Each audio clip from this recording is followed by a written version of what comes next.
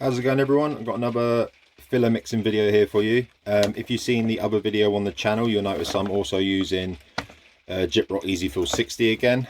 Again, it's not sponsored, it's just my go-to filler. I like using it. And if you've seen the other video, if you haven't, go check it out after this one. I'm mixing up filler on a board. It's how I like to do small controlled quantities. But when I'm mixing up larger quantities, then I always add filler to water.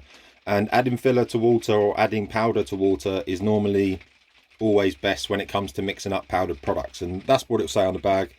It says here, gradually add Easifill 60 into clean water, mix it until smooth. If anyone's interested, there's some of the spec on the product if you wanted to pause and read that.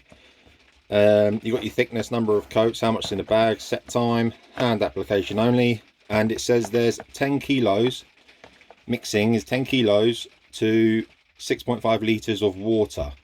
This is a 10 kilo bag, so it's this bag to 6.5 litres of water. So if my maths is any good, let me know in the comments if I'm wrong.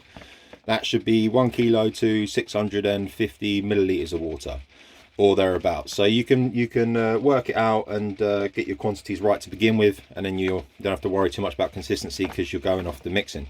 It does depend on what you're filling. It will say when filling holes deeper than 5 mil, build up in layers and slightly reduce the amount of water used. So it is a bit trial and error a little bit. You're going to have to experiment a bit. But anyway, let's crack on. I'm going to mix it up in a tub. Add in water first, powder to water, slightly larger mix. Like, subscribe and leave a comment. That helps me out big time. Cheers, guys. Let's crack on. Right, so I'm just going to add some water into the tub.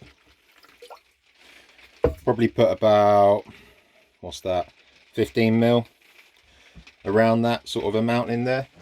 And I'm going to add powder. I've decanted it into a little another paint pot just because it's easier than tipping a bag in. And I'm going to mix it using a little paint paddle, so a little whisk, a little paddle. You can mix it by hand, but if I'm doing larger amounts, I like to mix it with a paddle. Don't go crazy with the paddle and beat the life out of it. You don't want to over mix it, but it's a lot easier. Right, so I'm basically going to introduce the powder, you can't see, whilst mixing.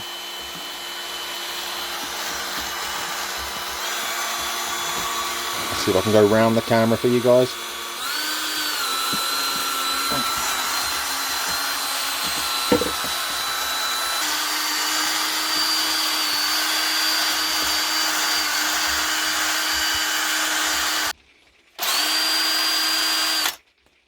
So you're going to want to use a filling knife. I've just mixed that up to about the quantities of what the bag would suggest. I'm doing it by eye though, just from experience. So if you want to get it right, use the measurements and work it out. But when you want to use a knife and just clean up the edges of your bucket or container, tub, whatever you want to call it, you don't want dry bits of filler on the edge that are not the same consistency as the rest of the filler, because that's going to give you little bits of lumps in your mix. And when you're filling, the top tip for sanding, weirdly, is applying filler nicely. If you apply filler well and you don't have loads of bits of grit and little lumps getting dragged through, then you're going to be able to sand it a lot easier. So that's as thick as I want it. It's holding its shape. You can see it's quite, you can go a bit thicker, but that's the thickness I want. It's quite a good mixture there. So that's it, really. It's that easy. Like I say, quantities on the bag if you're not very experienced with filler. Otherwise, majority of people will probably be knocking it up by eye.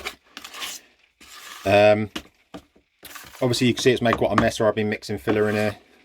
So if you're doing it in a tub, use a deep tub if you don't want to make mess, or just don't do it on your carpet, otherwise you get in trouble.